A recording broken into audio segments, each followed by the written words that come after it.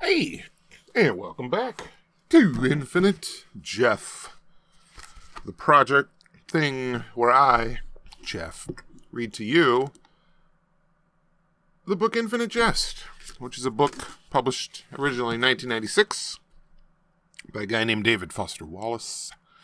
It's a postmodern masterpiece or something like that. It's at least a talked about novel. Lauded, derided. I don't know. It's not terrible. I don't know. I like the story.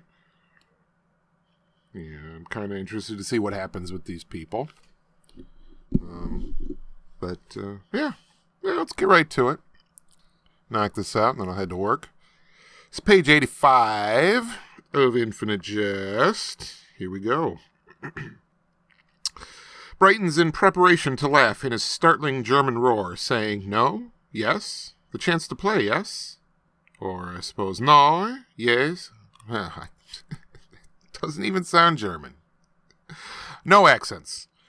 And Mario loses a dollop of chocolate down his chin, because he has this involuntary thing where he laughs whenever anyone else does, and shit is finding what he has just said very amusing indeed.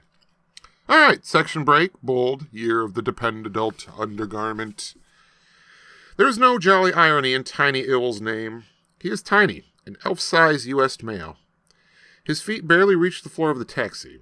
He is seated, being driven east into the grim three-decker districts of East Watertown, west of Boston proper. A rehabilitative staffer wearing custodial whites under a bombardier's jacket sits behind Tiny Ewell. Ewell? I'm going to go with Ewell. Ewell.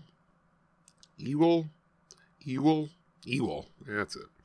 Ewell. Ewell? Yeah, we'll go with Ewell. Big arms crossed and staring placid as a cow at the intricately creased back of the cabbie's neck. The window Tiny is next to has a sticker that thanks him in advance for not smoking. Tiny Ewell wears no winter gear over a jacket and tie that don't quite go together, and stares out his window with unplacid intensity at the same district he grew up in. He normally takes involved routes to avoid Watertown. His jacket is a 26S, his slacks a 26-24. He is a small guy. His shirt, one of the shirts his wife has so considerately packed for him to bring into the hospital detox and hang on hangers that won't leave the rod. As with all Tiny Ewell's business shirts, only the front and cuffs are ironed. He wears size 6 Florsheim wingtips that gleam nicely, except for the one big incongruous scuff mark of white from where he'd kicked at his front door when he'd returned home just before dawn from an extremely important get-together with potential clients to find that his wife had had the locks changed and filed a restraining order, and would communicate with him only by notes passed through the mail slot below the white door's black brass. The brass had been painted black. Knocker. When Tiny leans down and wipes at the scuff mark with a slim thumb, it only pales and smears. It is Tiny's first time out of happy slippers since his second day at the detox. They took away his Florsheims after 24 abstinent hours had passed, and he started to perhaps DT a little. Must be an alcoholic. He kept noticing mice scurrying around his room, mice as in rodents, vermin, and when he lodged a complaint and demanded that the room be fumigated at once, and then began running around hunched and pounding with the heel of a handheld Florsheim at the mice as they continued to ooze through the room's electrical outlets and scurry repulsively about, eventually a gentle-faced nurse, flanked by large men in custodial whites, negotiated a trade of shoes for Librium, predicting that the mild sedative would fumigate what really needed to be fumigated.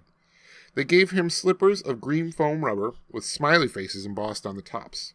The detox's inpatients are encouraged to call these. And we're going to find out next time what they are encouraged to call these slippers with the smiley faced and ball blazed on the whatever, embossed on the top. But that's it for page 85 of Infinite Jest. Yeah. This is a new guy. I haven't read any of his chapters before. Tiny Ewell. Ewell? Whatever.